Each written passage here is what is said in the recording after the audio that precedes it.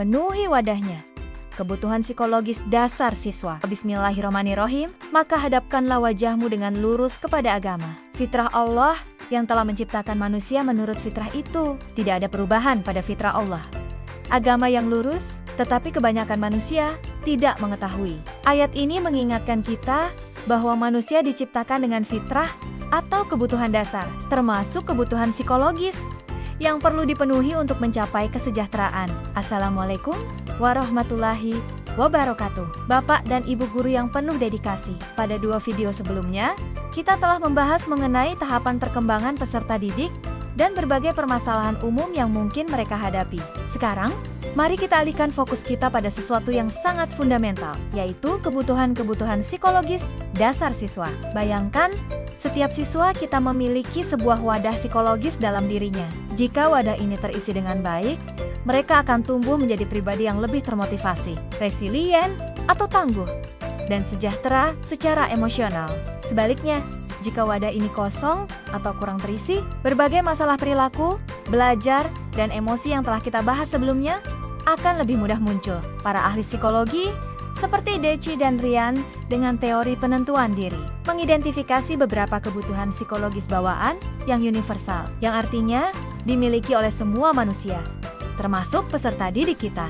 Memahami dan berupaya memenuhi kebutuhan ini di lingkungan sekolah, khususnya di kelas kita, adalah salah satu kunci penting dalam peran kita sebagai guru sekaligus konselor dasar. Kebutuhan psikologis dasar yang pertama dan paling mendasar adalah kebutuhan akan rasa aman. Ini bukan hanya tentang keamanan fisik dari bahaya atau perundungan, tetapi juga keamanan secara emosional. Siswa perlu merasa aman untuk menjadi dirinya sendiri di kelas, aman untuk berpendapat, aman untuk bertanya, dan yang terpenting, aman untuk membuat kesalahan tanpa takut dihakimi, dipermalukan, atau mendapatkan hukuman yang berlebihan. Lingkungan yang terstruktur dengan aturan yang jelas dan konsisten juga berkontribusi pada rasa aman ini, karena memberikan prediktabilitas. Sebagai guru, kita bisa menciptakan rasa aman ini dengan membangun iklim kelas yang bebas dari ancaman dan bullying, menerapkan aturan secara adil, menghindari sarkasme atau kritik yang merendahkan, serta membangun hubungan yang suportif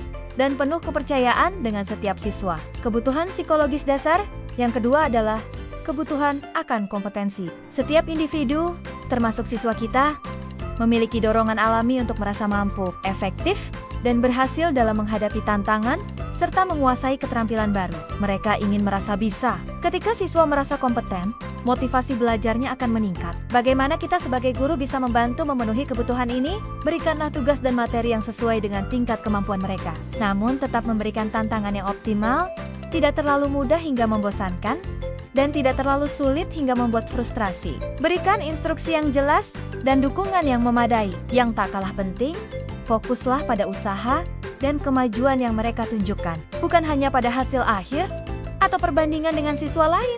Berikan umpan balik yang spesifik dan konstruktif, serta rayakan setiap keberhasilan mereka, sekecil apapun itu. Ciptakanlah peluang bagi semua siswa untuk mengalami rasa bisa. Kebutuhan psikologis dasar yang ketiga adalah kebutuhan akan otonomi. Otonomi berkaitan dengan perasaan memiliki pilihan, kendali atas tindakan sendiri, dan bertindak sesuai dengan nilai-nilai atau minat pribadi.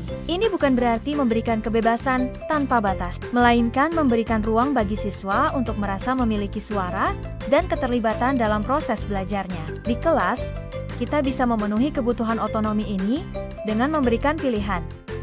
Pilihan yang bermakna kepada siswa dalam kegiatan pembelajaran, misalnya dalam memilih topik proyek atau cara mempresentasikan tugas. Libatkan mereka dalam membuat kesepakatan atau aturan kelas. Jelaskan relevansi dan tujuan dari apa yang mereka pelajari agar mereka merasa tindakannya lebih berasal dari keinginan internal. Hindari penggunaan hadiah atau hukuman yang berlebihan sebagai alat kontrol utama.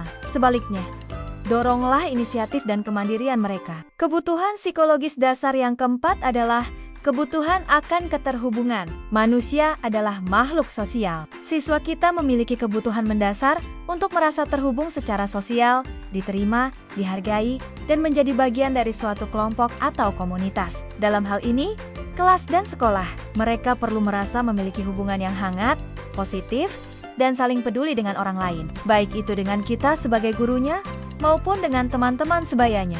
Sebagai guru, kita bisa membangun hubungan yang positif dan suportif dengan setiap siswa. Tunjukkan bahwa kita peduli pada mereka sebagai individu, bukan hanya sebagai nomor absen. Fasilitasi interaksi sosial yang positif antar siswa. Ciptakan budaya kelas yang inklusif, di mana semua siswa merasa diterima dan dihargai, terlepas dari perbedaan mereka. Mengenali nama siswa, menyediakan waktu untuk mendengarkan, dan menunjukkan empati adalah cara-cara sederhana, namun sangat bermakna untuk memenuhi kebutuhan ini.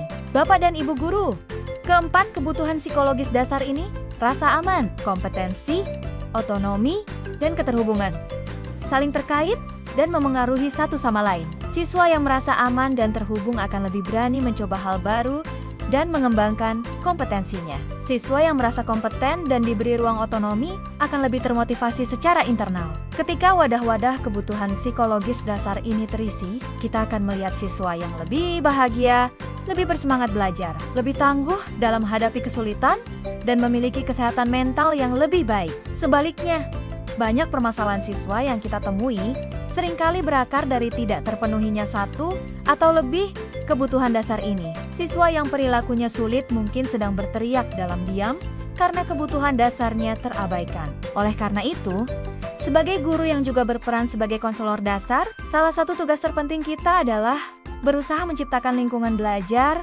dan interaksi yang dapat membantu memenuhi kebutuhan-kebutuhan fundamental ini. Ini bukan tugas yang mudah dan memerlukan kesadaran serta upaya berkelanjutan. Namun dampaknya akan sangat besar bagi tumbuh kembang optimal peserta didik kita. Mari kita jadikan kelas kita sebagai tempat di mana setiap siswa merasa aman, mampu, memiliki pilihan, dan terhubung. Dengan demikian, kita tidak hanya mengajar, tetapi juga membantu mereka membangun fondasi psikologis yang kuat untuk masa depan mereka. Terima kasih atas perhatian, Bapak dan Ibu. Semoga kita semua dapat menjadi pendidik yang semakin bijaksana dalam memenuhi kebutuhan peserta didik kita. Wassalamualaikum warahmatullahi wabarakatuh.